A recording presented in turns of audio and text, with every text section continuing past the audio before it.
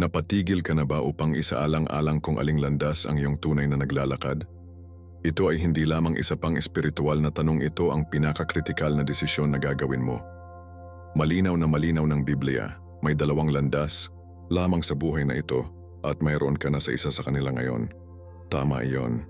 Napagtanto mo man ito o hindi, naglalakad ka rin sa makitid na landas na humahantong sa buhay na walang hanggan kasama ang Diyos o naglalakbay ka sa malawak na kalsada na humahantong sa pagkawasak. Si Hesukristo ay hindi minsi mga salita ng inilarawan niya ang dalawang landas na ito sa Mateo 7:13-13. Sinabi niya na ang gate ay malawak at ang kalsada ay malawak na humahantong sa pagkawasak at maraming mga tao ang narito. Ito ay komportable, sikat at hindi nangangailangan ng tunay na sakripisyo, ngunit nagtatapos ito sa walang hanggang paghihiwalay mula sa Diyos. Sa kabilang banda, ang gate ay makitid at ang kalsada ay mahirap na humahantong sa buhay at iilan lamang ang makahanap nito. Ang mensaheng ito ay hindi nangangahulugang hatulan ka, ngunit gisingin ka sa espiritual na katotohanan na pumapalibot sa atin araw-araw. Ang kaaway ay matalino, hindi mo nais na mapagtanto kung aling landas ka hanggang sa huli na. Iyon ang dahilan kung bakit pinapagana niya ang landas sa pagkawasak ay tila makatwiran, normal at tama. Ngunit ang Diyos sa kanyang walang katapusang awa ay nagbigay sa atin ng kanyang salita bilang isang kumpas upang ipakita sa atin ang totoong paraan. Ngayon ay maaaring ang pinakamahalagang araw ng iyong buhay na walang hanggan. Kung ikaw ay lumulubog, hayaan ang kasalukuyang sa mundong ito ay magdadala sa iyo saan man ito, oras na upang ihinto at suriin ang iyong direksyon. Sinasabi sa amin ng Biblia sa Hebreo 3:15, ngayon kung naririnig mo ang kanyang tinig, huwag mong patigasin ang iyong mga puso. Ang biyaya ng Diyos ay magagamit pa rin kahit gaano kalayo ang iyong pag-alagala o kung gaano ka katagal sa maling landas. Kung naniniwala ka sa Diyos at nais mong matuklasan kung aling landas ang iyong tunay na at kung paano tiyakin na pupunta ka patungo sa buhay na walang hanggan, manatili sa akin hanggang sa katapusan ng video na ito. Ang kapalaran ng iyong kaluluwa ay nakabitin sa balanse.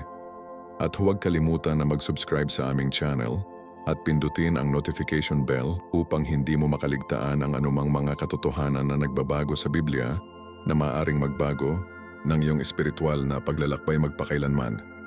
Ngayon sumisid ng malalim sa pag-unawa sa dalawang landas na ito at ang pagpipilian na nakatayo sa harap ng bawat isa sa atin. Napatigil ka na ba upang isipin na sa sandaling ito, naglalakad ka sa isang tiyak na direksyon, walang paraan upang tumayo pa rin pagdating sa espiritual na paglalakbay? Itinuturo sa amin ng Biblia na walang neutralidad sa espiritual na kaharian. Ang bawat tao ay nasa isa sa dalawang posibleng mga landas kahit na hindi nila alam ito. Para bang lahat tayo ay patuloy na paggalaw, patungo sa buhay na walang hanggan o sa pagkawasak. Ito ay isang katotohanan na mas gusto ng marami na huwag pansinin. Ngunit hindi ito magiging mas mababa dahil doon. Ang Diyos, sa kanyang walang hanggan na karunungan, ay nakaayos ang espiritual na universo sa ganitong paraan. Walang pangatlong paraan, walang gitnang landas o neutral na zone kung saan maaari tayong umiiral ng hindi gumagawa ng mga pagpipilian. Nilinaw ito ni Hesukristo nang sinabi niya, ang sinumang hindi kasama ko ay laban sa akin at ang sinumang hindi nagtitipon sa akin ay nagkalat. Mateo 12:30. Nakatutuwa kung gaano karaming mga tao ang nabubuhay na parang walang hanggan na ipagpaliban ang pagpili kung aling landas ang dapat sundin.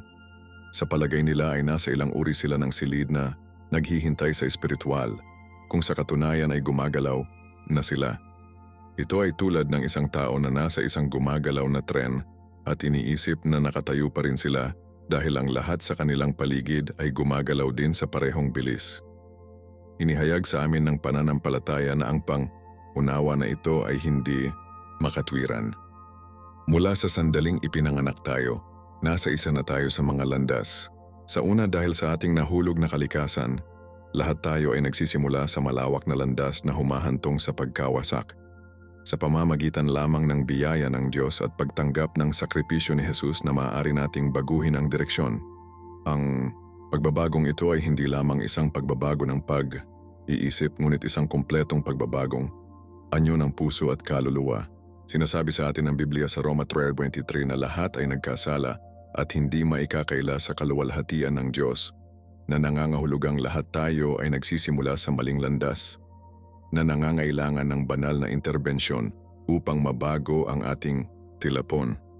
Napansin mo ba kung gaano kadali ang pagsunod sa karamihan ng tao nang hindi nagtatanong kung saan ito pupunta? Iyon mismo kung gaano karaming mga tao ang nabubuhay sa kanilang espiritual na buhay. Sumasama lamang sila sa daloy, pinagtibay ang mga halaga at pag-uugali ng mga nasa paligid nila nang hindi napagtanto na sila ay pinangungunahan ng isang landas na higit na lumayo sa Diyos. Ito ay tulad ng pagiging nasa isang malakas na kasalukuyang. Kung hindi ka aktibong lumalangoy laban dito, hindi ka maiiwasang mapawi. Walang paraan upang tumayo. Ang tunay na pananampalataya ay nangangailangan ng isang malay, tao na desisyon na sumalungat sa kasalukuyang ito upang piliin ang hindi gaanong paglalakbay na landas. Binalaan tayo ni Jesus tungkol dito nang sinabi niya, pumasok sa makitid na gate, sapagkat malawak ang gate at malawak ang kalsada na humahantong sa pagkawasak at marami ang pumapasok dito. Mateo 7:13. Malinaw na ipinapakita sa amin ng talatang ito na ang karamihan sa mga tao ay nasa landas na humahantong sa pagkawasak, madalas nang hindi man ito napagtanto. Ang mas nakakaapekto sa katotohanan na ito ay ang marami na iisip na sila ay nasa tamang landas ay maaaring malinlang. Nagbabala si Jesus tungkol dito nang sinabi niya, hindi lahat ng nagsasabi sa akin ang Panginoon, Panginoon, papasok sa kaharian ng langit, ngunit ang isa lamang ang gumagawa ng kalooban ng aking Ama na nasa langit. Mateo 7:21. Ipinapakita nito sa amin na ang isang pandiwang propesyon ng pananampalataya ay hindi sapat. Ang kailangan ay isang tunay na pangako sa Diyos na nagpapakita ng sarili sa pagsunod sa kanyang kalooban. Ang Biblia ay puno ng mga halimbawa ng mga tao na naisip na naglilingkod sila sa Diyos, ngunit sa katunayan, kasunod ng kanilang sariling mga landas.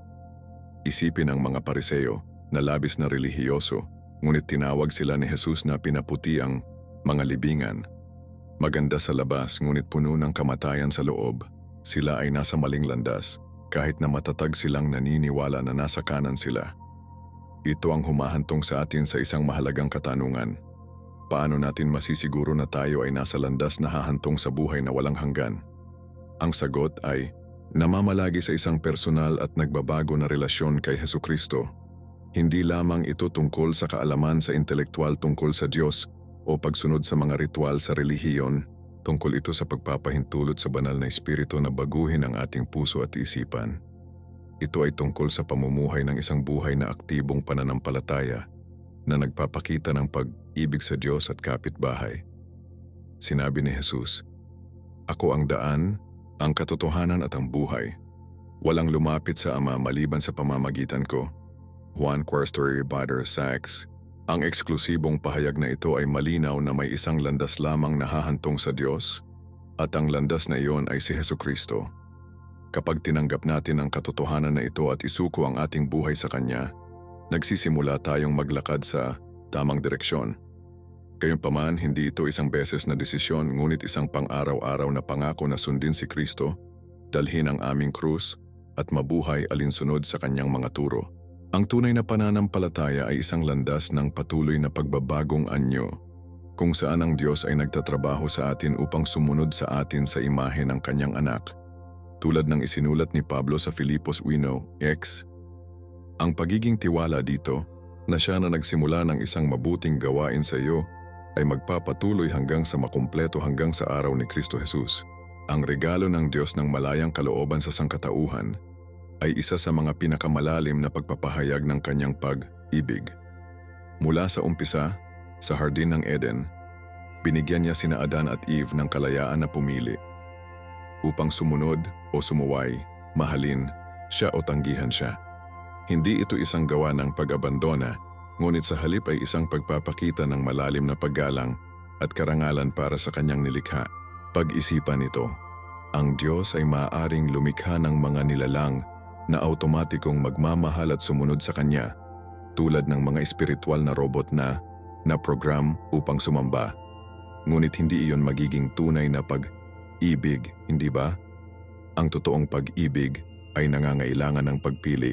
Sinasabi sa atin ng Biblia na ang Diyos ay pag-ibig, 1 Corinthians 8. At sa kanyang perpektong pag-ibig, nais niya ang mga nilalang na malayang pumili upang gantihan ang pag-ibig na iyon.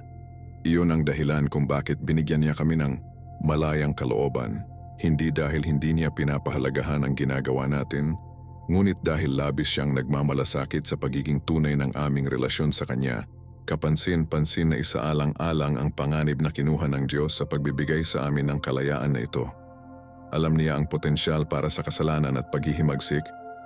Gayunpaman itinuturing niyang posibilidad ng tunay na pag-ibig at relasyon na nagkakahalaga ng panganib. Ito ay nagpapakita ng isang bagay na malalim tungkol sa pagkatao ng Diyos at ang kanyang pagnanais para sa atin. Ayaw niya ng sapilitang pagsunod o mekanikal na debosyon. Gusto niya ang ating mga puso. Binigyang diin ito ni Jesus nang sinabi niya, "Kung mahal mo ako, panatilihin ang aking mga utos." Juan 14:15. Pansinin ang order dito. Ang pag-ibig ay mauna, pagkatapos ng pagsunod. Ang ating pananampalataya sa Diyos ay dapat na motivation ng pag-ibig, hindi takot o obligasyon. Kung talagang naiintindihan natin ang regalo ng malayang kalooban, sinisimulan nating makita ang ating mga pagpipilian hindi bilang mga makatwirang desisyon ngunit bilang makabuluhang mga tugon sa pag-ibig ng Diyos. Sa tuwing pipiliin nating sundin si Kristo upang sundin ang kanyang mga turo, mahalin ang iba tulad ng mahal niya tayo, ginagamit natin ang banal na regalong ito sa paraang inilaan nito. Ang kagandahan ng malayang kalooban ay ang paggawa ng ating kaugnayan sa Diyos na bago at personal. Tulad ng walang dalawang ugnayan ng tao na magkapareho, ang paglalakbay ng pananampalataya ng bawat tao ay natatangi. Ang ilan ay dumating sa Diyos sa pamamagitan ng mga dramatikong karanasan sa pagbabalik, loob, ang iba sa pamamagitan ng tahimik, unting pagising sa kanyang harapan. Ang ilang mga pakikibaka sa ilang mga tukso habang ang paghahanap ng iba ay madaling pigilan. Ang pagkakaiba, iba ng karanasan na ito ay posible dahil pinarangalan ng Diyos ang ating pagkatao at kalayaan na pumili. Ang Biblia ay napuno ng mga kwento ng mga tao na gumagawa ng mga pagpipilian, ilang matalino, ilang hangal, at ang Diyos ay nagtatrabaho sa kanila nasaan man sila. Isipin ang alibughang anak na lalaki sa talinghaga ni Jesus, Lucas 15:11-32, na pinili na iwanan ang bahay ng kanyang ama at squander ang kanyang mana. Hindi siya pinilit ng ama na manatili. Nirerespeto niya ang pagpili ng kanyang anak masakit tulad nito. At nang pinili ng anak na bumalik, tinanggap siya ng ama na may bukas na bisig. Ito ay isang magandang larawan kung paano nauugnay sa amin. Ang Diyos pinarangalan ang aming mga pagpipilian habang laging iniiwan ang pintuan na bukas para sa pagkakasundo. Gayunpaman, ang malayang kalooban ay hindi nangangahulugang malaya tayo sa mga kahihinatnan ng ating mga pagpipilian. Malinaw na ang Biblia na isang tao ang nag-aani ng kung ano ang kanyang inihasik. Galatia 6:7. Kapag pipiliin natin ang mga landas na nakahanay sa kalooban ng Diyos, nararanasan natin ang mga bunga ng Espiritu. Pag-ibig, kagalakan, kapayapaan, pagtitiis, kabaitan, kabutihan, katapatan, kahinahunan at pagpipigil sa sarili. Galatia 5:22-23. Kapag pipiliin natin ang mga landas na salungat sa kanyang kalooban, madalas nating maranasan ang mga likas na kahihinatnan ng mga pagpipilian na iyon. Mga sirang relasyon, panloob na kaguluhan, espiritual na kawalan ng laman. Hindi ito parusahan ng Diyos. Ito lamang ang katotohanan ng pamumuhay sa isang moral na universo na nilikha ng isang mapagmahal na Diyos. Mahal na mahal niya tayo upang protektahan tayo mula sa mga likas na kinalabasan ng ating mga pagpapasya sapagkat madalas sa pamamagitan ng mga kahihinatnan na natutunan at lumalaki tayo. Tulad ng isinulat ng salmista, "Bago ako nasaktan ay naligaw ako, ngunit ngayon ay sinusunod ko ang iyong salita." Awit 119:67. Minsan ang masakit na mga resulta ng ating mga mahihirap na pagpipilian ay nagiging mismong mga bagay na humihimok sa atin sa Diyos. Mahalagang maunawaan na ang libreng kalooban ay hindi gumana sa isang vacuum. Ginagawa namin ang aming mga pagpipilian sa loob ng konteksto ng soberanya ng Diyos at ang kanyang labis na plano para sa paglikha. Ito ang isa sa mga dakilang misteryo ng pananampalataya. kung paano maparangalan ng Diyos ang ating kalayaan habang ginagawa pa rin ang kanyang mga layunin. Ang Biblia ay nagpapatunay sa parehong mga katotohanan. Kami ay tunay na malaya na pumili at ang Diyos ay tunay na may kontrol. Tulad ng isinusulat ni Pablo sa Efeso 1:11, ang Diyos ay gumagana ang lahat na naaayon sa layunin ng kanyang kalooban. Hindi ito nangangahulugan na ang aming mga pagpipilian ay hindi makatwiran. Sa halip, nangangahulugan ito na ang Diyos ay matalino at makapangyarihan na maaari niyang isama kahit ang aming mga malayang pagpipilian sa kanyang plano. Isipin si Joseph na nagsabi sa kanyang mga kapatid na nagbebenta sa kanya sa pagkaalipin, "Inilaan mong saktan ako, ngunit inilaan ito ng Diyos para sa kabutihan na maisakatuparan kung ano ang ginagawa ngayon, ang pag-save ng maraming buhay." Genesis 50:20. Ang kanilang pinili ay totoo at mali, ngunit ginamit ito ng Diyos para sa kanyang mga layunin. Nagbibigay ito sa amin ng parehong responsibilidad para sa aming mga pagpipilian at tiwala sa panghuli kontrol ng Diyos. Ang pangwakas na pagpapahayag ng regalo ng Diyos ng malayang kalooban ay matatagpuan sa krus ni Hesukristo. Doon nakikita natin ang parehong kilabot na potensyal ng kalayaan ng tao na maling ginagamit, habang pinili ng mga tao na tanggihan at ipako ang anak ng Diyos, at ang maluwalhating posibilidad ng kalayaan na ginamit ng tama, tulad ng pinili ni Jesus na ibigay ang kanyang buhay sa pagsunod sa Ama. Ang krus ay nakatayo bilang isang walang hanggang paalala na ang ating mga pagpipilian ay mahalaga. Bawat araw nahaharap tayo sa parehong pangunahing pagpipilian na humarap sa sangkatauhan mula pa noong Eden. Magtitiwala ba tayo sa Diyos at sundin ang kanyang mga paraan? O pupunta ba tayo sa ating sariling paraan? Tulad ng hinamon ni Joshua, ang mga Israelita, pumili para sa iyong sarili sa araw na ito na maglilingkod ka. Ngunit tungkol sa akin at sa aking sambahayan, maglilingkod tayo sa Panginoon. Joshua 24:15. Ang regalo ng malaya ay nangangahulugan na ang pagpili ay tunay na ating gagawin. At gayunpaman kahit napipiliin natin, maaari tayong aliwin sa alam na ang Diyos ay nagtatrabaho sa atin, sa kalooban at kumilos upang matupad ang kanyang mabuting layunin. Filipos 2:13. Ang ating kalayaan at ang soberanya ng Diyos ay nagtutulungan sa isang maganda, mahiwagang pagkakaisa na humahantong sa atin patungo sa ating tunay na kabutihan. Sa isa sa kanyang pinakamalalim na mga turo, ipininta ni Hesukristo ang isang matingkad na larawan ng espiritual na paglalakbay na dapat mag-navigate ang bawat kaluluwa. Sa Mateo 7:13-14 sinabi niya, "Pumasok sa makitid na gate. Para sa malawak ay ang gate at malawak ay ang kalsada na humahantong sa pagkawasak at marami ang pumapasok dito. Ngunit ang maliit ay ang gate at makitid ang kalsada na humahantong sa buhay at iilan lamang ang makahanap nito." Sa mga salitang ito, si Jesus ay hindi lamang nag-aalok ng mabuting payo. Inihayag niya ang isang pangunahing espiritual na katotohanan na humuhubog sa ating walang hanggang kapalaran. Pansinin kung paano niya inilalarawan ang hindi isang landas, ngunit dalawang natatanging mga ruta na lumilihis sa kabaligtaran ng mga direksyon. Walang gitnang lupa, walang posisyon sa kompromiso. Ang bawat tao ay dapat pumili kung aling gate ang papasok at kung aling daan ang maglakbay. Ang pagtuturo na ito ay pinuputol sa pamamagitan ng aming pagkahilig na maniwala na makalikha tayo ng ating sariling espiritual na landas o timpla ang iba't ibang mga diskarte. Malinaw si Jesus, may dalawang pagpipilian lamang at humantong sila sa pansing magkakaibang mga patutunguhan. Ano ang napili ng malawak na kalsada na marami ang pumili nito? Binibigyan tayo ni Jesus ng isang pahiwatig sa mismong paglalarawan nito. Ito ay malawak at malawak. Ito ay nagmumungkahi ng kaginhawaan at katanyagan. Ang malawak na kalsada ay tinatanggap ang ating likas na pagkahilig at kagustuhan. Hindi nito hinahamon ang ating self-centeredness o hinihiling sa atin na tanggihan ang ating sarili. Ito ang landas ng hindi bababa sa paglaban kung saan maaari nating dalhin ang lahat ng aming mga bagahe ng pagmamataas, kasakiman, pagnanasa at pag-ibig sa sarili. Masarap ang pakiramdam na maglakbay sa kalsada na ito sapagkat pinatunayan nito kung ano ang nais nating paniwalaan tungkol sa ating sarili at sa Diyos. Nagbabalaan sa amin ang Biblia tungkol sa mapanlinlang na kaginhawaan na ito sa Kawikaan 14:12 na nagsasabing, may isang paraan na tila tama, ngunit sa huli ay humantong ito sa kamatayan. Partikular na mapanganib ang malawak na kalsada dahil hindi agad ito ibubunyag ang pangwakas na patutunguhan nito.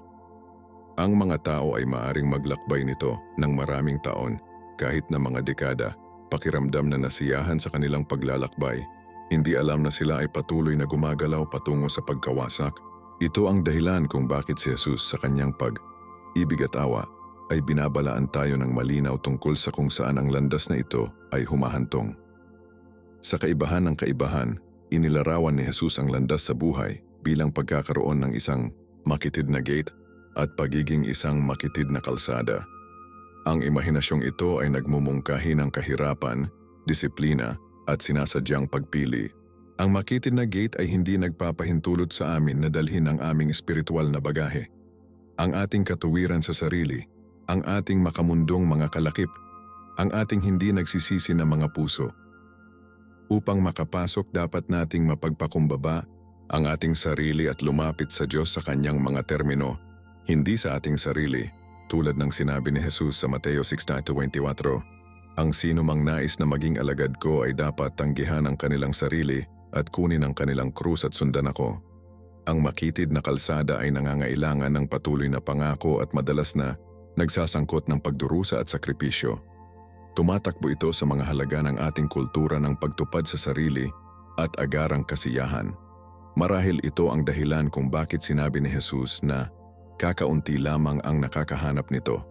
Hindi dahil ang Diyos ay ayaw na makatipid ng marami, ngunit dahil marami ang ayaw tanggapin ang mga termino ng tunay na pagiging alagad. Ang makitid na kalsada ay hindi sikat o madali, ngunit ito ay humahantong sa buhay. Hindi lamang pagkakaroon, ngunit sagana, walang hanggang buhay sa harapan ng Diyos. Ang partikular na pansin tungkol sa turo ni Jesus ay ang kanyang pagtatasa sa katanyagan ng bawat landas. Sinasabi niya sa amin na ang marami ay kumukuha ng malawak na kalsada habang ang iilan lamang ay nakakahanap ng makitid. Ito ay dapat magbigay sa amin ng pag-pause. Kung nalaman natin ang ating sarili na komportable na nakahanay sa nakararami na opinyon sa mga bagay na espiritual, maaaring kailanganin nating suriin kung tayo ay tunay na nasa makitid na landas. Sa buong banal na kasulatan, ang mga tao ng Diyos ay madalas na inilarawan bilang isang nalalabi. Isang maliit na grupo na nananatiling tapat habang ang karamihan ay lumayo. Kinukuha ng Isaiah 13:3 ang katotohanan ito. Sa pagsisisi at pahinga ang iyong kaligtasan, sa katahimikan at tiwala ang iyong lakas, ngunit wala ka rito. Ang kasaysayan ng pananampalataya ay napuno ng mga halimbawa ng tapat na ilang paglangoy laban sa kasalukuyang kultura. Nagtayo si Noe ng isang arka habang pinaglaruan ng mundo.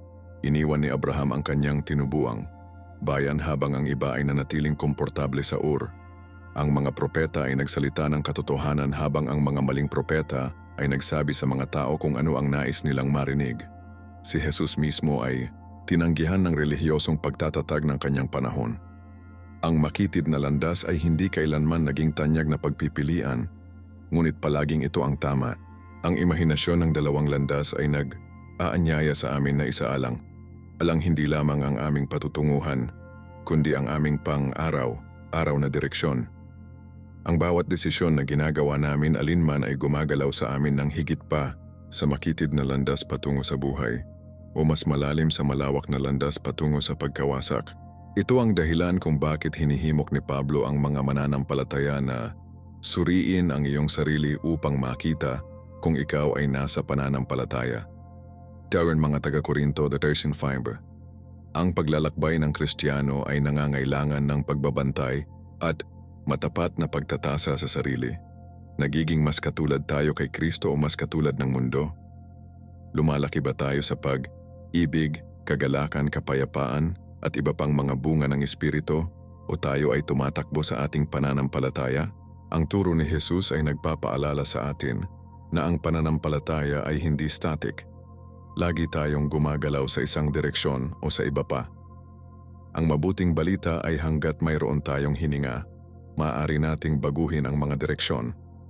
Kung nahanap, natin ang ating sarili sa malawak na kalsada, maaari tayong lumingon kung ano ang tawag sa Biblia na pagsisisi at pumasok sa makitid na gate. Handa na si Jesus na tanggapin ang lahat na lumapit sa kanya ng may pananampalataya. Tulad ng ipinangako niya, "Ako ang gate, kung sino ang pumapasok sa akin ay maliligtas." John 9. Ang pagpili ng mga landas ay atin, ngunit nilinaw ni Jesus kung alin ang mangunguna sa buhay. Sa likod ng nakikitang mundo na navigate kami araw ay namamalagi ng isang hindi nakikitang katotohanan na malalim na nakakaapekto sa ating buhay. Isang espiritual na larangan ng digmaan, kung saan ang mga puwersa ng mabuti at masamang pakikipagtalo para sa impluensya. Hinila ni Apostol Pablo ang kurtina sa katotohanang ito sa Efeso 4:12 na nagpapahayag, sapagkat ang ating pakikibaka ay hindi laban sa laman at dugo, kundi laban sa mga pinuno, laban sa mga autoridad, laban sa mga kapangyarihan ng madilim na mundo at laban sa mga espiritual na puwersa ng kasamaan sa mga makalangit na realidad. Ang paghahayag na ito ay nagbabago kung paano natin naiintindihan ang ating pang-araw, araw na mga hamon at pagpipilian. Ang mga paghihirap na kinakaharap natin ay hindi lamang pisikal o psikolohikal. Mayroon silang isang espiritual na sukat. Ang mga salungatan sa aming mga relasyon, ang mga panloob na pakikibaka sa tukso, ang mga hadlang sa ating pananampalataya, ang lahat ng ito ay maaaring magkaroon ng mga espiritual na puwersa na nagtatrabaho sa likuran nila. Hindi ito nangangahulugang dapat nating makita ang isang demonyo sa likod ng bawat problema, ngunit nangangahulugan ito na dapat nating alalahanin na nakikibahagi tayo sa isang bagay na mas malaki kaysa sa kung ano ang nakakatugon sa mata. Ang Biblia ay nagbibigay sa amin ng maraming mga sulyap sa hindi nakikita na kaharian na ito. Alalahanin si Job na ang mga pagsubok ay nagsimula sa isang pag-uusap sa langit sa pagitan ng Diyos at ni Satanas. Si Job ay walang ideya tungkol sa espiritual na dinamika sa likod ng kanyang pagdurusa, gayunpaman sila ay tunay. O isaalang-alang si Daniel na nanalangin para sa pag-unawa at sinabihan ng isang anghel na ang sagot ay naantala dahil sa espiritual na pakikidigma. Daniel, chapter 10, 12-13. Maging si Jesus mismo ay tinukso ni Satanas sa ilang na nagpapakita na walang sino mang walang bayad sa labanan na ito. Ang mangha tungkol sa mga account na ito ay ang pagbubunyag hindi lamang ang katotohanan ng espiritual na salungatan, kundi pati na rin ang soberanya ng Diyos. Ang kaaway ay maaari lamang gumana sa loob ng mga hangganan na pinapayagan ng Diyos. Tulad ng sinabi ni Jesus kay Pedro, "Hiniling ni Satanas na alalahanin kayong lahat bilang trigo, ngunit ipinagdasal ko sa iyo, Simon, na ang iyong pananampalataya ay hindi maaaring mabigo." Lucas 22, 31-32. Ito ay nagbibigay sa amin ng tiwala na habang ang labanan ay totoo, ang panghuli tagumpay. Ang mga ito, sa kanyang kapangyarihan at upang isusuot ang buong nakasuot ng Diyos, mga taga-Efeso 4:11. Kailangan natin ang mga banal na mapagkukunan upang labanan ang isang espiritual na labanan. Ang pag-unawa sa katotohanan ng espiritual na pakikidigma ay dapat na masuri natin ang mga espiritu kung sila ay mula sa Diyos. Unang mga hangarin, ang iba pa mula sa kulturang pang-kultura at ang iba pa mula sa mapanlinlang na mga puwersang espiritual. Mas matalim kaysa sa anumang dobleng talim. Tumagos ito kahit na naghahati ng kaluluwa at espiritu, mga kasukasuan at utak. Hinuhusgahan nito ang mga saloobin at saloobin ng puso. Kapag isawsaw natin ang ating sarili sa banal na kasulatan, sinasanay natin ang ating espiritual na katinuan at upang makilala ang mga counterfeits, ang mundo. Juan 4:4. Kamatayan at ang dyablo sa pamamagitan ng kanyang krus at pagkabuhay na muli, inihayag ang kanyang masasamang hangarin. Ito ay marahil ang kanyang pinaka-epektibong taktika, ang paglalahad ng kasamaan bilang mabuti, kadiliman bilang ilaw, at pagkawasak bilang pagpapala. Sa halip, iminungkahi niya na ang Diyos ay pinipigilan ng isang bagay na mabuti sa kanya. Hindi ka tiyak na mamamatay, sapagkat alam ng Diyos na kapag kumakain ka mula dito ang iyong mga mata ay mabubuksan at ikaw ay magiging katulad ng Diyos. Alam ang mabuti at masama. Genesis 3:4-5. Ang pattern na ito ay nagpapatuloy ngayon habang binabalot ng kaaway ang mga mapanirang pagpipilian sa mga pakete na lumilitaw na kapaki, pakinabang, pagpapalaya o pagtupad. Ang Biblia ay paulit-ulit na binabalaan sa amin ang tungkol sa mapanlinlang na diskarte na ito. Nag-iingat si Jesus, mag-ingat sa mga huwad na propeta. Dumating sila sa iyo sa damit ng tupa, ngunit sa loob ay mabangis silang mga lobo. Mateo 7:15. Nagsalita si Pablo tungkol sa maling mga apostol, mapanlinlang na manggagawa na nagmamalaki bilang mga apostol ni Kristo, sa mga taga-Korinto 11:13. Hinimok ni Juan ang mga mananampalataya na subukan ang mga espiritu upang makita kung sila ay mula sa Diyos sapagkat maraming mga maling propeta ang lumabas sa mundo. Juan 1:1. Ang mga babalang ito ay nagpapaalala sa atin na ang espiritual na panlilinlang ay madalas na dumarating sa pamamagitan ng mga relihiyosong channel, sa pamamagitan ng mga turo na tunog ng Biblia ngunit subtly na pinipigilan ang katotohanan, sa pamamagitan ng mga pinuno na lumilitaw, ngunit namumuno ang mga tao, sa pamamagitan ng mga karanasan na nakakaramdam ng espiritual, ngunit hindi nakahanay sa salita ng Diyos.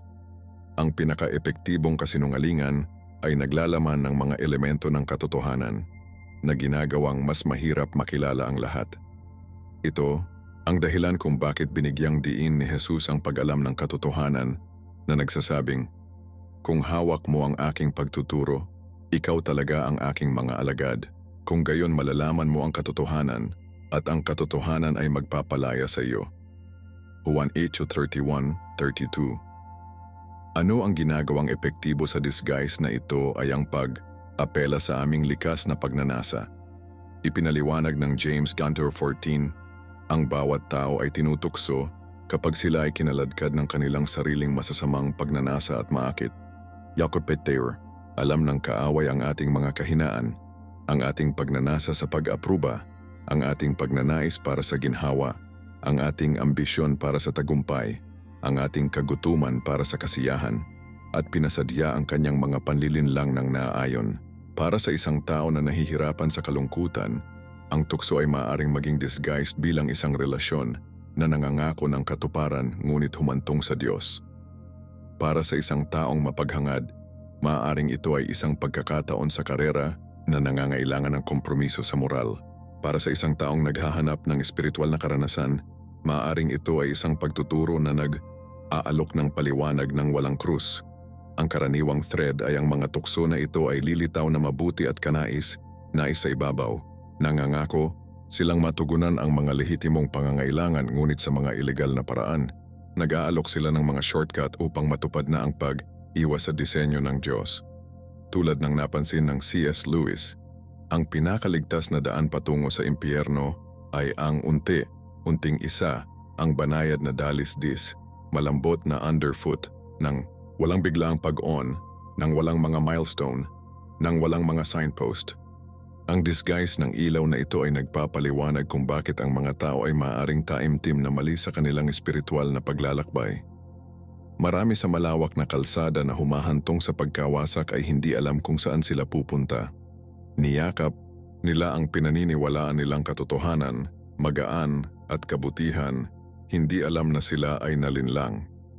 Kinilala ni Jesus ang trahedyang katotohanan na ito nang sinabi niya, "Marami ang sasabihin sa akin sa araw na iyon, Panginoon, Panginoon, hindi ba tayo naghula sa iyong pangalan at sa iyong pangalan ay nagtutulak ng mga demonyo at sa iyong pangalan ay nagsasagawa ng maraming mga himala? Pagkatapos ay sasabihin ko sa kanila na malinaw, hindi kita kilala. Malayo sa akin ikaw ay mga seryoso." Mateo 7:22-23. Ang mga ito ay hindi mga taong sadyang tinanggihan si Kristo. Akala nila sila ay naglilingkod sa Kanya. Ang kanilang katapatan ay hindi nagbabago sa katotohanan na sila ay nalinlang. Ito ay dapat na mapagpakumbaba sa ating lahat at itaboy tayo upang patuloy na suriin ang ating pananampalataya at pagsasanay sa ilaw ng banal na kasulatan na hinihiling sa banal na espiritu na ibunyag ang anumang mga lugar kung saan maaaring tayo ay naligaw. Ang mabuting balita ay ibinigay sa atin ng Diyos ang lahat ng kailangan nating kilalanin at pigilan ang mga panlilinlang na ito. Ipinangako ni Jesus na ang banal na espiritu ay gagabay sa iyo sa lahat ng katotohanan. Juan 10:13. Ang Biblia ay nagsisilbing panghuli pamantayan para sa pagsubok sa bawat pagtuturo, karanasan o impresyon. Tulad ng ginawa ng mga Bereans, dapat nating suriin ang mga banal na kasulatan araw-araw upang makita kung ang itinuro sa atin ay nakahanay sa salita ng Diyos. Gawa 17:11. Mahalaga rin ang panalangin. Habang hinihiling natin sa Diyos ang pag-unawa at karunungan. Ipinangako ni James, kung ang sinuman sa inyo ay walang karunungan, dapat mong tanungin ang Diyos na nagbibigay ng mapagbigay sa lahat ng hindi nakakahanap ng kasalanan at ibibigay ito sa iyo. Santiago 1:5. Bilang karagdagan, kailangan natin ang pamayanan ng mga mananampalataya tulad ng nakikita ng iba kung ano ang napalampas natin. Sinasabi sa amin ng Kawikaan 11:14, para sa kawalan ng gabay ay bumagsak ang isang bansa, ngunit ang tagumpay ay nanalo sa maraming mga tagapayo. Kapag pinagsama natin ang banal na kasulatan, panalangin, patnubay ng banal na espiritu, at matalinong payo mula sa mga may edad na mananampalataya, nabuo natin ang pag-unawa na kailangang kilalanin kapag ang kaaway ay nakikilala ang kanyang sarili bilang isang anghel ng ilaw. At habang lumalaki tayo sa ating kaalaman tungkol sa totoong ilaw, si Hesukristo, nagiging mas mahusay tayo sa mga counterfeits. Sa isang mundo na puno ng mga tinig na nakikipagkumpetensya at mga espiritual na pekeng, ang pag-unawa ay hindi lamang kapaki-pakinabang, ito ay mahalaga para mabuhay. Naunawaan ito ni Apostol Pablo nang inutusan niya ang mga mananampalataya na isusuot ang buong sandata ng Diyos upang maaari mong panindigan laban sa mga scheme ng dyablo. Mga taga-Efeso 6:13. Pansinin na hindi lamang sinabi sa atin ni Pablo na pigilan ang dyablo, ngunit partikular ang kanyang mga scheme, ang mga madiskarteng panlilinlang na idinisenyo upang mamuno sa atin. Nangangailangan ito ng higit pa sa kaswal na pananampalataya. Hinihingi nito ang aktibo, sinasadyang pag-unawa. Ang espiritual na pag-unawa ay ang kakayahang makilala ang katotohanan mula sa pagkakamali, karunungan mula sa kamangmangan, at ang pamunuan ng Espiritu ng Diyos mula sa iba pang mga impluensya. Ito ay tulad ng pagkakaroon ng espiritual na radar na alerto sa atin kapag ang isang bagay ay hindi tama, kahit na hindi natin agad mailarawan kung bakit. Malinaw na ang Biblia na ang ganitong uri ng pag-unawa ay hindi natural, dapat itong binuo sa pamamagitan ng pakikipag-ugnay sa Diyos, kaalaman sa kanyang salita, at pagsasanay sa paglalapat ng mga prinsipyo ng Biblia sa mga sitwasyon sa buhay. Ang manunulat ng Hebreo ay tinutugunan ito ng direkta na nagsasabing, ang solidong pagkain ay para sa mga may sapat na gulang na sa pamamagitan ng patuloy na paggamit ay sinanay ang kanilang sarili upang makilala ang mabuti sa kasamaan. Hebreo 5 Cart Reader. Pansinin ang wika dito.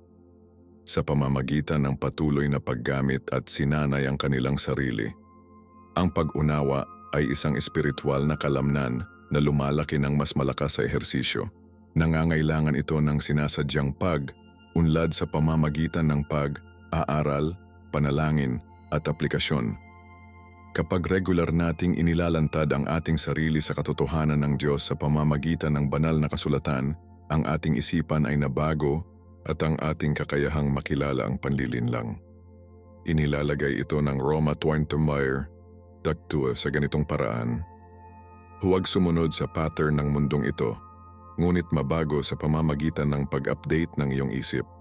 Pagkatapos ay masusubukan mo at aprobahan kung ano ang kalooban ng Diyos na mabuti, nakalulugod at perpektong kalooban.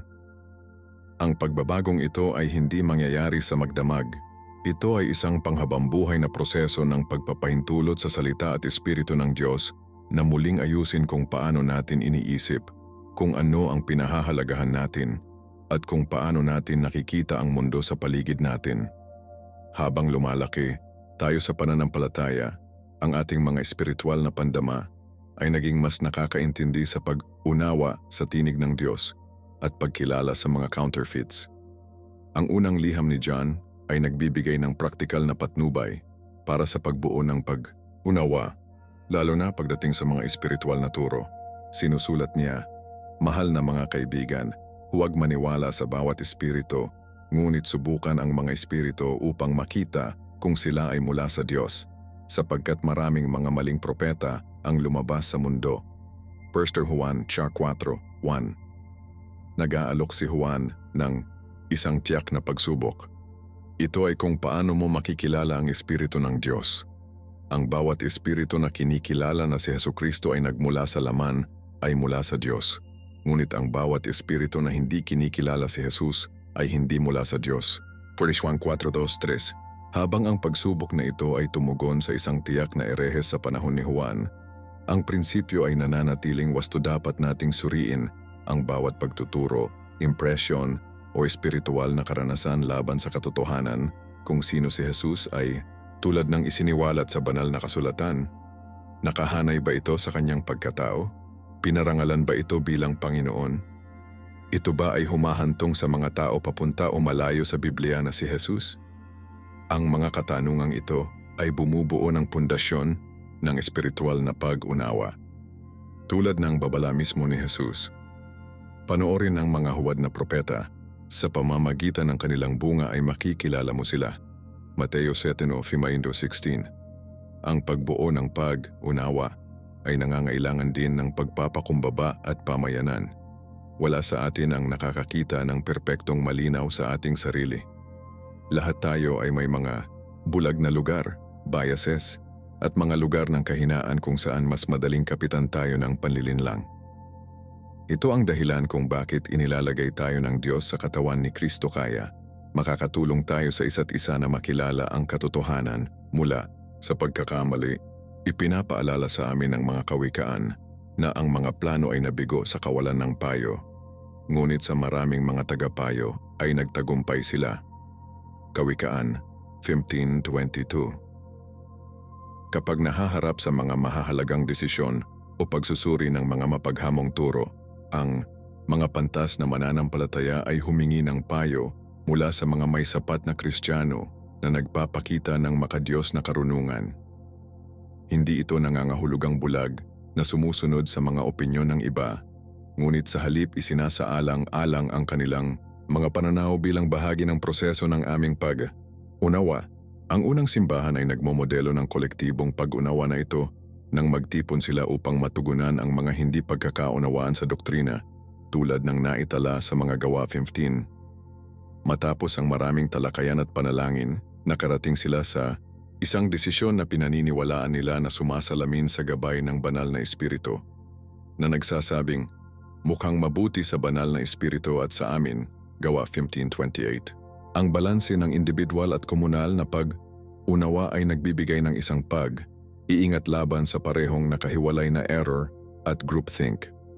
Ang panalangin ay marahil ang pinakamahalaga, ngunit hindi napapansin na aspeto ng pagbuo ng espiritual na pag-unawa.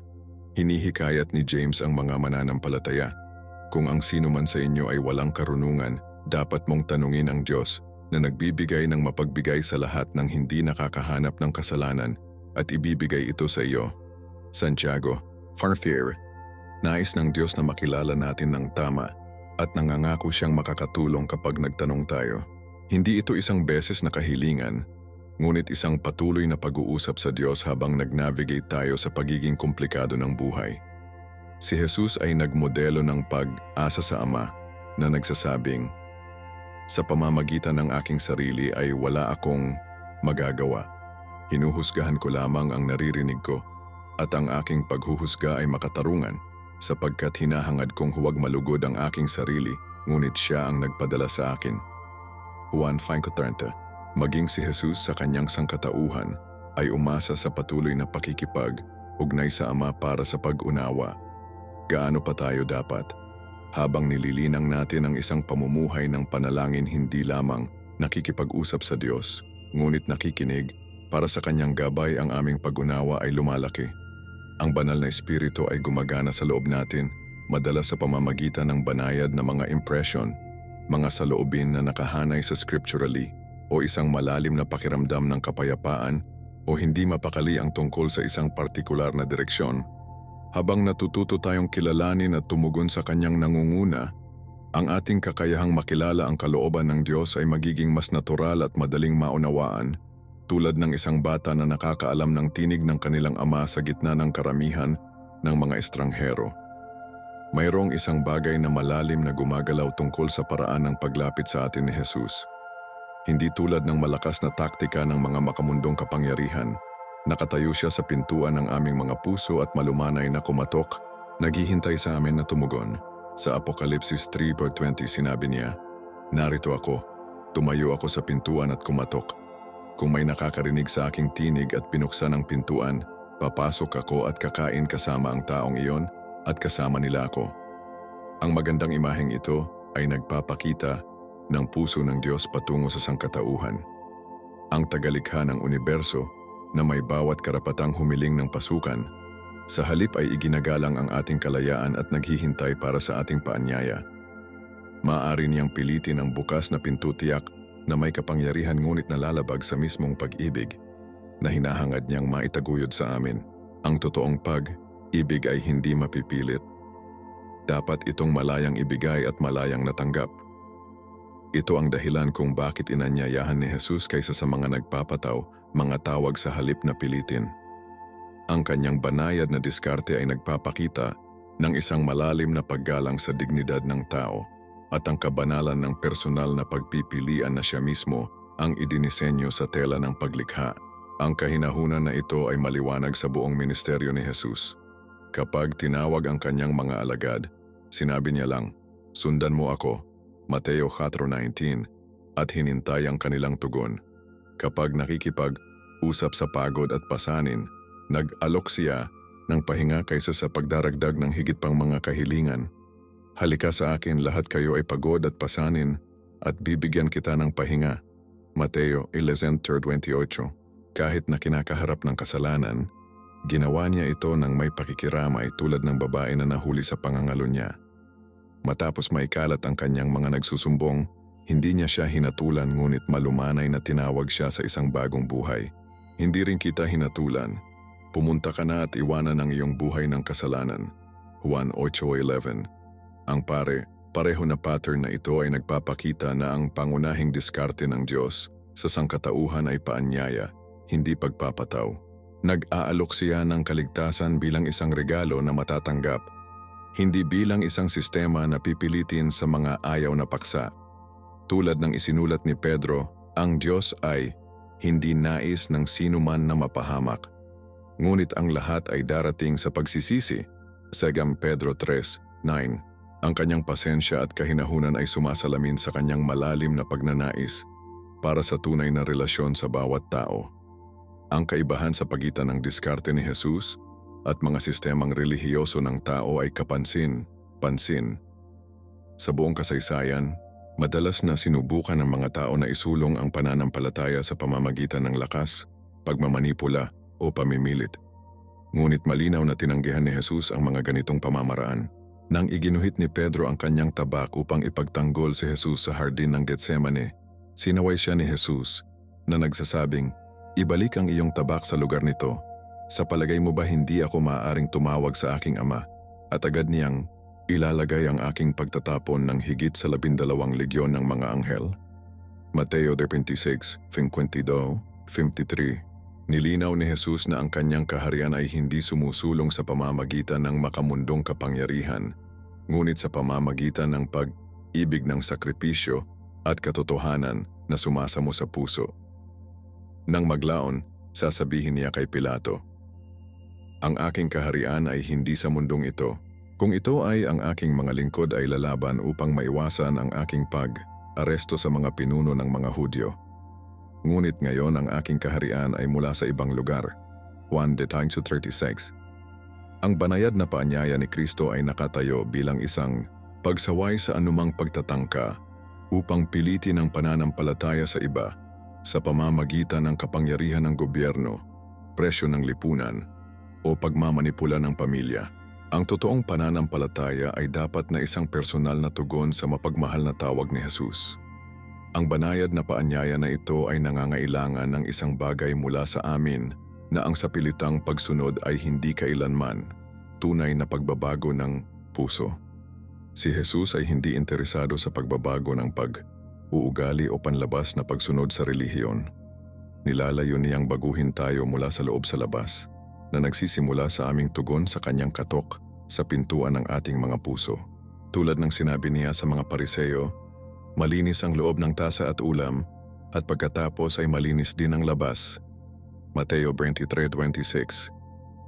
Ito ang dahilan kung bakit inilalagay ng Biblia ang gayong diin sa puso na kung saan nagsisimula ang totoong pagbabago. Ang isang mabuting tao ay nagdadala ng magagandang bagay mula sa mabuting nakaimbak sa kanyang puso. At ang isang masamang tao ay nagdadala ng mga masasamang bagay mula sa kasamaan na nakaimbak sa kanyang puso, sapagkat ang bibig ay nagsasalita kung ano ang puno ng puso. Lucas 6:45. Ang banayad na paanyaya ni Jesus ay talagang mas nagbabago kaysa sa sapilitang pagsunod ay maaaring maging, sapagkat tinutugunan nito ang ugat kaysa sa bunga lamang ng ating buhay. Kapag malayang binuksan natin ang pintuan kay Kristo, inaanyayahan natin siyang baguhin tayo sa pinakamalalim na antas ng ating pagkatao. Ang kagandahan ng malumanay na diskarte ni Jesus ay magagamit ito sa lahat, anuman ang kanilang nakaraan o kasalukuyang mga kalagayan. Walang sino man ang napakalayo, masyadong nasira o masyadong makasalanan upang tumugon sa kanyang katok. Ang Biblia ay napuno ng mga kwento ng mga tao na tila hindi malamang na mga kandidato para sa mga kolektor ng buwis sa kaharian ng Diyos, mga puta, masigasig, manguusig sa simbahan na tumugon sa paanyaya ni Kristo at nabago. Tulad ng sinabi ni Jesus mismo, hindi ako tumawag sa matuwid, ngunit ang mga makasalanan sa pagsisisi, Lucas 5:32. Ang kanyang paanyaya ay umaabot sa lahat, ngunit nangangailangan ito ng isang personal na tugon mula sa bawat individual. Walang sino man ang maaaring magbukas ng pintuan ng iyong puso para sa iyo. Ang pagpili na iyon ay sa iyo lamang. At ito ay isang pagpipilian na dapat gawin sa buhay na ito. Ang Biblia ay nagsasalita tungkol sa isang oras na ang pagkakataong tumugon ay magtatapos. Ngayon ang oras ng pabor ng Diyos, ngayon ay ang araw ng kaligtasan. 2 mga taga-Korinto 7:2. Ang banayad na katok ni Kristo ay nagpapatuloy ngayon, ngunit hindi namin ginagarantiyahan bukas. Ang kanyang pasensya ay mahusay, ngunit hindi walang katapusang. Ang matalinong tugon ay upang buksan ang pintuan ngayon, habang ang kanyang paanyaya ay nakatayo pa rin. Mayroong malalim na pagkadalian sa mga espiritual na bagay na marami sa atin ang hindi nakikilala. Habang kaagad kaming tumugon sa mga pisikal na emerhensya, isang apoy sa aming tahanan, isang krisis sa medisina, isang papalapit na bagyo, madalas tinatrato namin ang mga espiritual na pagpapasya na may kaswal na nagbabayad ng kanilang walang hanggang kahalagahan. Patuloy na binabalaan ng Biblia laban sa mapanganib na pagpapaliban na ito. Hinihimok ng Hebreo 3:15, ngayon, kung naririnig mo ang kanyang tinig, huwag mong patigasin ang iyong mga puso. Pansinin ang diin sa ngayon, hindi bukas, hindi kung mas maginhawa ito, hindi kapag nalaman mo ang lahat, ngunit ngayon. Ang kagyat na ito ay hindi tungkol sa paglikha ng artipisyal na presyon. Sinasalamin nito ang katotohanan na sa bawat araw na naantala natin ang pagtugon sa Diyos, ang ating mga puso ay maaaring lumaki ng mas mahirap. Tulad ng konkreto na unting nagtatakda, ang ating pagtutol sa tawag ng Diyos ay maaaring palakasin sa paglipas ng panahon na ginagawang mas mahirap ang mga tugon sa hinaharap. Inilarawan ito ng Biblia bilang isang hardening na proseso na nangyayari halos hindi sinasadya habang paulit nating itinutulak ang banayad na mga pag-uudyok ng Diyos. Ang kagyat na ito ay binibigyang diin ng pangunahing kawalan ng katiyakan ng buhay mismo. Ipinapaalala sa amin ni James ang katotohanan ito. Bakit hindi mo alam kung ano ang mangyayari bukas? Ano ang iyong buhay? Ikaw ay isang ambon na lumilitaw ng kaunting sandali at pagkatapos ay mawawala. Santiago 4:14. Wala sa atin ang ginagarantiyahan sa isa pang araw, isa pang oras, o kahit na paghinga. Hindi ito nangangahulugang maging morbid, ngunit makatotohanan ang aming oras sa mundo ay limitado at hindi mahuhulaan. Sinabi ni Jesus sa isang makapangyarihang talinghaga tungkol sa isang mayamang tao na nagplano para sa isang komportableng hinaharap na nagtatayo ng mas malaking kamalig upang maiimbak ang kanyang kasaganaan lamang na marinig ang Diyos na nagsabi, "Ikaw ay tanga. Sa gabing ito ang iyong buhay ay ihilingin mula sa iyo." Lucas 12:20. Ang tao ay gumawa ng masalimuot na mga plano para sa kanyang material na seguridad, ngunit napabayaan ang estado ng kanyang kaluluwa. Nagtapos si Jesus sa matino na tanong, kung sino ang makakakuha ng inihanda mo para sa iyong sarili. Ang talinghaga na ito ay hindi lamang tungkol sa kayamanan, tungkol ito sa panganib ng aakalang marami tayong oras upang matugunan ang mga espiritual na bagay. Ang oras upang pumili ay ngayon, dahil ngayon ay ang tanging oras na maaari nating matiyak na mayroon tayo. Sa kabila ng kawalan ng katiyakan, ng buhay may isa pang dahilan para sa pagkadalian. Ang samang epekto ng ating mga pagpipilian. Ang bawat desisyon na ginagawa namin alinman ay gumagalaw sa atin na mas malapit sa Diyos o malayo pa. Sa bawat oras na pigilan natin ang tawag ng Diyos, medyo madali itong pigilan sa susunod na oras. Sa bawat oras na pipiliin natin ang malawak, na landas sa makitid na isa, ang pagpili na iyon ay nagiging mas kaugalian, mas normal sa amin. Kinuha ng propetang si Jeremias ang katotohanan ito nang tinanong niya, maaari bang baguhin ng isang taga-Ethiopia ang kanyang balat o isang leopardo ang mga lugar nito? Hindi rin maaari kang gumawa ng mabuti kung sino ang sanay na gumawa ng kasamaan. Jeremias 13:23. Bagaman hindi ito nangangahulugan na ang pagbabago ay imposible kasama ang Diyos, ang lahat ng mga bagay ay posible iminumungkahin ito na ang mga pattern ng paglaban sa Diyos ay lalong mahirap na masira sa paglipas ng panahon. Ito ang dahilan kung bakit hinihimok ni Pablo, huwag hayaang maghari ang kasalanan sa iyong mortal na katawan upang sundin mo ang masamang hangarin nito. Roma 6:12. Ang bawat pagsuko sa kasalanan ay nagpapatibay sa hawak nito. Ang bawat pagtutol ay nagpapahina dito. Ang pinakamahusay na oras upang masira ang isang mapanirang pattern ay palaging ngayon, bago ito maging mas malalim. Ang Biblia ay nagsasalita din ng mga panahon ng espiritual na pagkakataon na hindi dapat palampasin. Si Jesus ay umiyak sa Jerusalem na nagsasabing, kung ikaw, kahit na ikaw, ay nakilala lamang sa araw na ito kung ano ang magdadala sa iyo ng kapayapaan ngunit ngayon ay nakatago mula sa iyong mga mata. Lucas 19:42. May isang window ng pagkakataon para makilala ng Jerusalem ang kanilang Mesyas, ngunit ang window na iyon ay nagsasara. Katulad nito, isinulat ni Pablo ang tungkol sa pasensya ng Diyos na may mga limitasyon. Sa nakaraan na Diyos ay hindi napansin ang gayong kamangmangan ngunit ngayon ay iniutos niya ang lahat ng tao sa lahat ng dako na magsisi, sapagkat siya ay nagtakda ng isang araw kung kailan niya huhusgahan ang mundo ng hustisya. Gawa 17:30-31.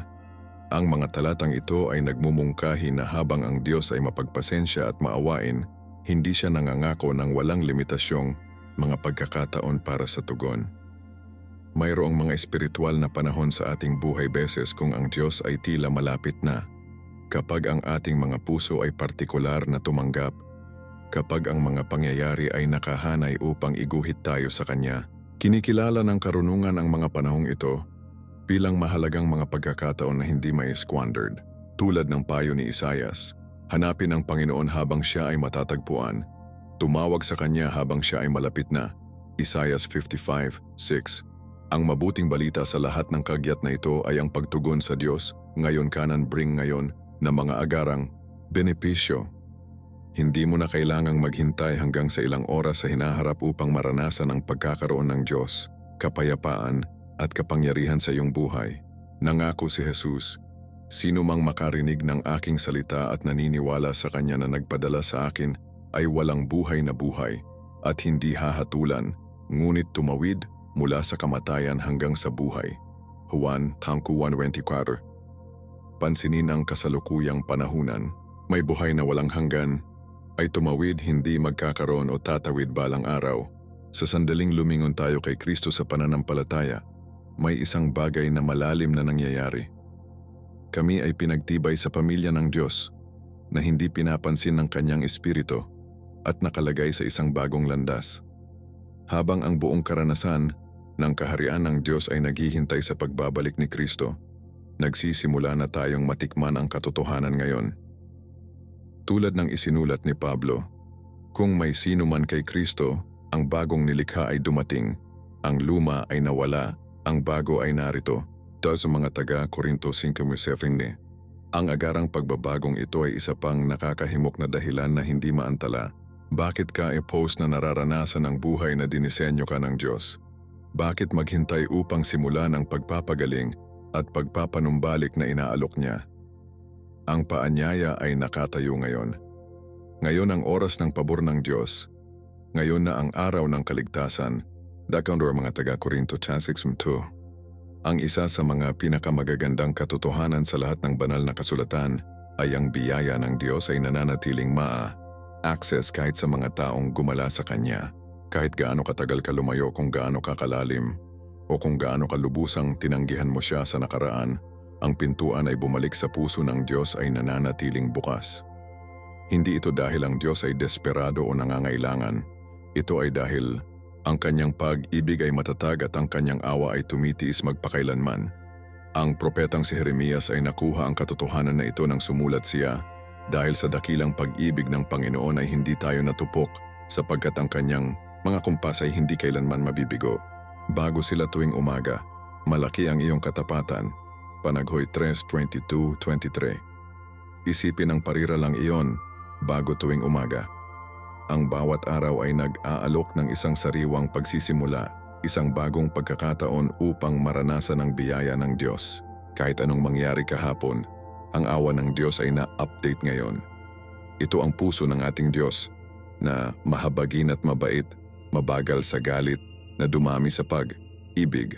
Awit 103:8. Ang Biblia ay napuno ng mga kwento ng mga taong nakaranas ng na-access na biyaya na ito pagkatapos ng mga panahon ng paghihimagsik o pagkabigo. Isaalang-alang si David na nakagawa ng pangangalunya at pagpatay na natagpuan ang pagpapanumbalik sa Diyos.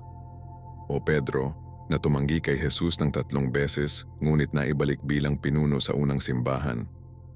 O ang alibughang anak sa talinghaga ni Jesus na nag-squander ng kanyang mana sa ligaw na pamumuhay ay tinanggap pa sa bahay na may pagdiriwang nang siya ay bumalik. Ang mga ito ay hindi lamang nakasisigla na mga kwento. Ang mga ito ay mga paghahayag ng karakter ng Diyos at ang Kanyang pareho na diskarte sa mga masungit na mga bata na bumalik sa Kanya. Tulad ng isinulat ni Pedro, ang Panginoon ay hindi mabagal sa pagpapanatili ng Kanyang pangako dahil ang ilan ay nauunawaan ang pagkaantala. Sa halip ay mapagpasensya siya sa iyo. Hindi nais na mapahamak ang sinuman, ngunit ang lahat ay darating sa pagsisisi. Sabi ang Pedro 9. Ang pasensya ng Diyos ay hindi pasibo na kawalang interes. Ito ay aktibong paghihintay na nagbibigay sa mga tao ng oras at pagkakataon upang bumalik sa Kanya. Ang pagnanais ng Kanyang puso ay para sa pagkakasundo, hindi parusa. Ang nakakagulat sa biyaya ng Diyos ay hindi ito batay sa ating pagiging karapat, dapat kundi sa Kanyang pagkatao.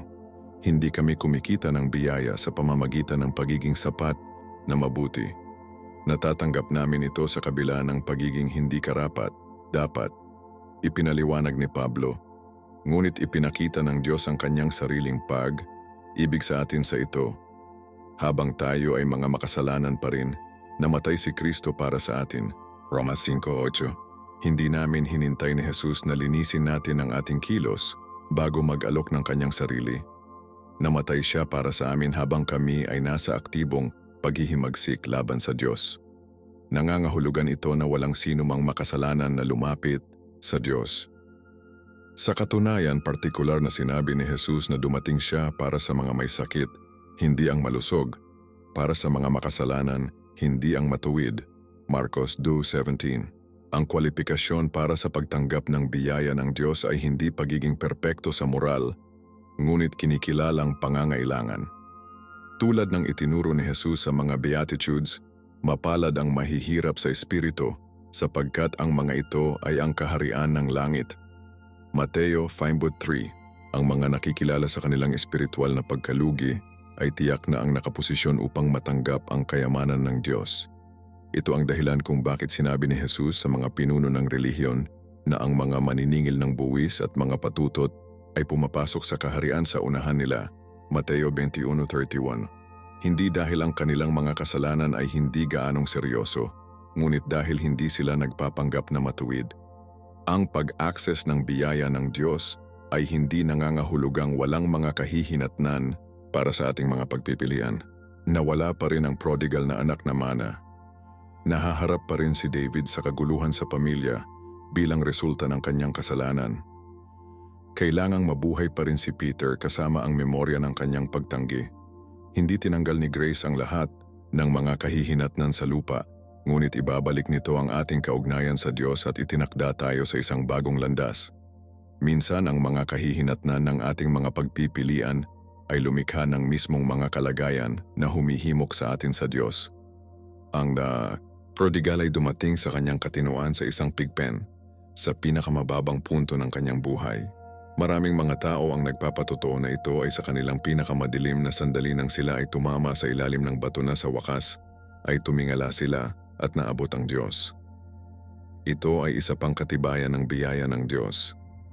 Maaari niyang gamitin kahit na ang masakit na mga kahihinatnan ng ating mahihirap na pagpipilian bilang isang paraan upang maibalik tayo sa kanyang sarili. Tulad ng kinilala ng salmista, "Bago ako nasaktan ay naligaw ako, ngunit ngayon ay sinusunod ko ang iyong salita." Awit 119:67. Ang tila parusa ay maaring maging maawain na paraan ng Diyos na pigilan tayo na magpatuloy sa isang mapanirang landas. Ang kamangha-mangha sa naa-access na biyaya ng Diyos ay nangangailangan lamang ng isang taimtim na hakbang sa kanyang direksyon upang maranasan ang pagpapanumbalik. Inilarawan ito ni Jesus sa talinghaga ng anak na anak.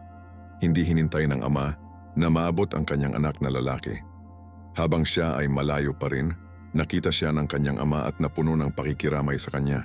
Tumakbo siya sa kanyang anak, itinapon siya at hinalikan siya. Lucas 15:20. Isang hakbang patungo sa bahay at pinatakbo ng ama ang nalalabi. Ito ay kung paano tumugon ang Diyos sa ating pag-on. Hindi natin kailangang ibalik ito sa ating sariling lakas. Kailangan lang nating i-on ang kanyang direksyon at nakilala niya tayo ng higit sa kalahati. Ipinangako ni James, "Malapit sa Diyos at lalapit siya sa iyo." Santiago 4:8. Ito ang himala ng biyaya, hindi natin nahanap ang ating daan patungo sa Diyos, ngunit kapag hinahanap natin siya, inihayag niya ang kanyang sarili sa atin. Tulad ng tiniyak ni Jesus, "Magtanong at ibibigay sa iyo, hanapin at makikita mo. Kumatok at ang pintuan ay mabubuksan sa iyo." Mateo 7:7. Ang paanyaya ay nananatiling bukas, ang pintuan ay nananatiling nakalock, at si Grace ay nananatiling na-access sa lahat na tatanggap nito. Ngayon ay maaring ang iyong araw ng pagpapanumbalik, kahit gaano kalayo ka gumala o kung gaano ka katagal. Sa pag-abot natin sa pagtatapos ng aming paglalakbay ng magkasama, nakatayo tayo bago ang kahihinatnan na katotohanan ng pagkakaroon ng tao.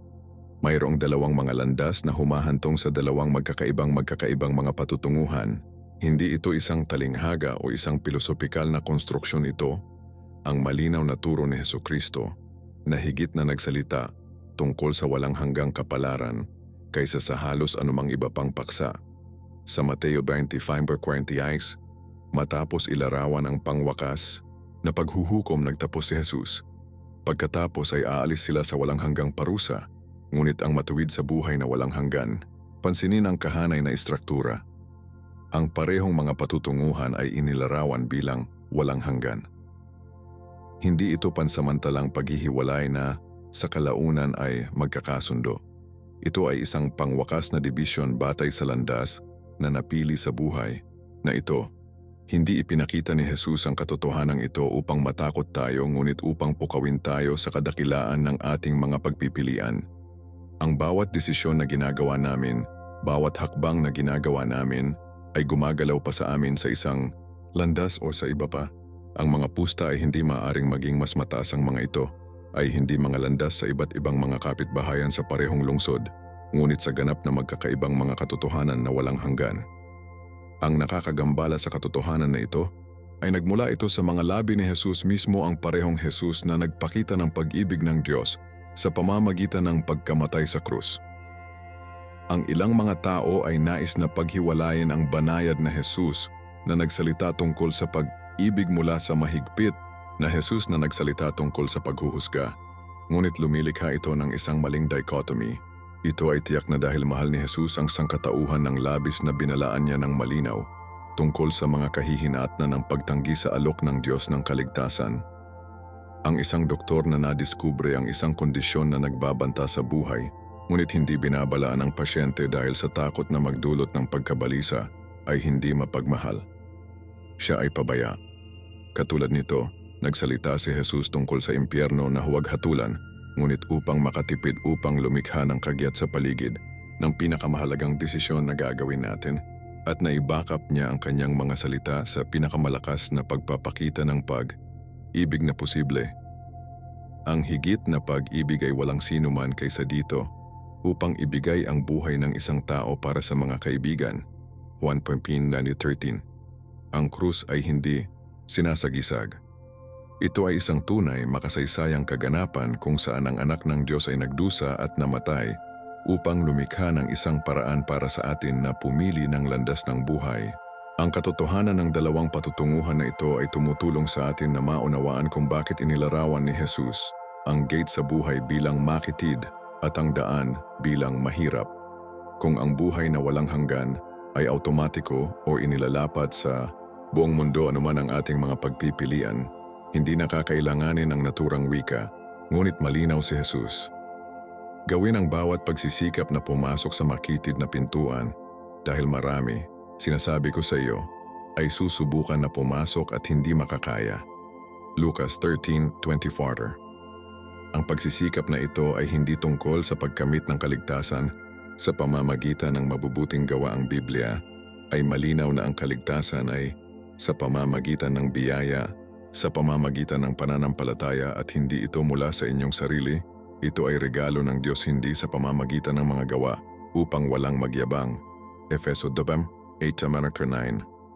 Sa halip ito ay tungkol sa nakatuon na pagpapasya na tumugon sa alok ng biyaya ng Diyos at ihanay ang ating buhay sa kanyang kalooban.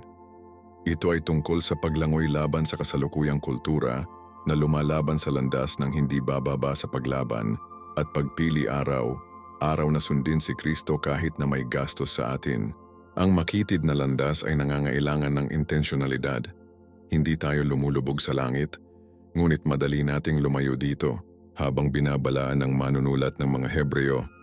Dapat nating bayaran ng maingat na pansin sa makatuwid sa narinig natin upang hindi tayo lumayo. Hebreo 2:1.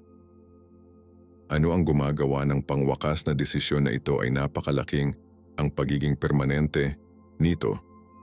Ang Biblia ay nagsasalita ng isang nakapirming punto na lampas kung saan ang ating walang hanggang kapalaran ay selyadong. Inilarawan ito ni Jesus sa kanyang kwento tungkol sa mayamang tao at Lazaro, kung saan sinabi ni Abraham sa pagdurusa na mayaman na sa pagitan namin at ikaw ay isang malaking kalungkutan ay naitakda sa lugar upang ang mga nais pumunta mula rito hanggang sa iyo ay hindi at hindi rin maaaring tumawid mula doon sa atin. Lucas 16:26. Ang matalas na katotohanan na ito ay binibigyang diin kung bakit napakalalim ng ating mga pagpipilian sa buhay na ito. Gumagawa kami ng mga pagpapasya sa walang hanggang mga kahihinatnan hindi lamang sa loob ng ilang taon o dekada, ngunit magpakailanman. Hindi ito nangangahulugan na ang Diyos ay nasisiyahan sa pagkawasak ng sinuman. Medyo kabaligtaran, ipinahayag niya hindi ako nasisiyahan sa pagkamatay ng mga masasama, ngunit sa halip na tumalikod sila sa kanilang mga paraan at mabubuhay. Tumalikod ka sa iyong masasamang paraan. Bakit ka mamamatay? Ezekiel 33:11. Ang puso ng Diyos ay para sa lahat na pumili ng landas ng buhay, ngunit iginagalang niya ang ating kalayaan na pumili kung hindi man. C.S. Lewis ay may pag-iingat na napansin na sa huli, may dalawang uri lamang ng mga tao. Ang mga nagsasabi sa Diyos, gagawin mo, at ang mga kasama ng Diyos ay malungkot na nagsasabing, ang iyong ay gagawin. Ang mga pintuan ng impyerno ay nakalock mula sa loob. Ang mabuting balita ang ebanghelyo ay ang pagpipilian ay nasa harap natin ngayon. Hanggat mayroon tayong paghinga, maaari nating piliin ang landas na humahantong sa buhay. Si Jesus ay nakatayo sa mga sangang daan hindi bilang isang hindi kanais. Nais na direktor ng trapiko ngunit bilang isang madamdaming tagapagligtas na nagawa ang lahat na posible upang magamit ang tamang pagpipilian sa atin. Ipinahayag niya, Ako ang daan at ang katotohanan at ang buhay. Walang lumapit sa Ama maliban sa pamamagitan ko. Juan 14:6. Ang eksklusibong pag-angkin na ito ay hindi tungkol sa paghihigpit ng access ngunit tungkol sa pagbibigay ng tanging solusyon sa ating paghihiwalay mula sa Diyos. Si Jesus ang tulay sa buong kalungkutan, ang pintuan sa buhay na walang hanggan, ang pastol na nangunguna sa amin sa bahay. Ang kanyang paanyaya ay nananatiling bukas. Halika sa akin kayong lahat na pagod at pasanin, at bibigyan kita ng pahinga. Mateo 11:28. Ang desisyon ay atin, ngunit hindi natin ito nag-iisa. Ang banal na espiritu ay kumukuha sa atin, nahatulan tayo ng ating pangangailangan, at binibigyan tayo ng kapangyarihan upang tumugon. Ang lahat ng langit ay humihinga ng hininga habang nakatayo tayo sa mga sangang ito. Sapagkat tulad ng sinabi ni Jesus, may nagagalak sa pagkakaroon ng mga anghel ng Diyos sa isang makasalanan na nagsisisi. Lucas 15:10. Aling landas ang pipiliin mo ngayon? Ang malawak na kalsada ay maaaring tila mas madali ngayon, ngunit humahantong ito sa pagkawasak. Ang makitid na kalsada ay maaaring humingi ng higit pa, ngunit humahantong ito sa buhay na buhay ngayon, at walang hanggang buhay magpakailanman. Tulad ng sinabi ni Moises kay Israel, itinakda ko bago kabuhay at kamatayan mga pagpapala at sumpa. Ngayon pumili ng buhay upang mabuhay ka at ang iyong mga anak. Deuteronomio 30:19. Ang pagpipilian bago ka ngayon ay hindi magiging mas makabuluhan. Aling landas ang ipagpapatuloy mo sa paglalakad? Ang malawak, madaling kalsada na sa huli ay humahantong sa pagkawasak, o ang makitid na landas na humahantong sa buhay na walang hanggan kasama si Kristo? Tandaan, walang neutral, na lupa nasa isa ka na sa mga landas na ito ngayon. Nais kong tanungin ka, ano ang pumipigil sa iyo mula sa ganap na paggawa sa makitid na landas? Ito ba ay takot, pagdududa, o marahil ang ginhawa ng pamilyar?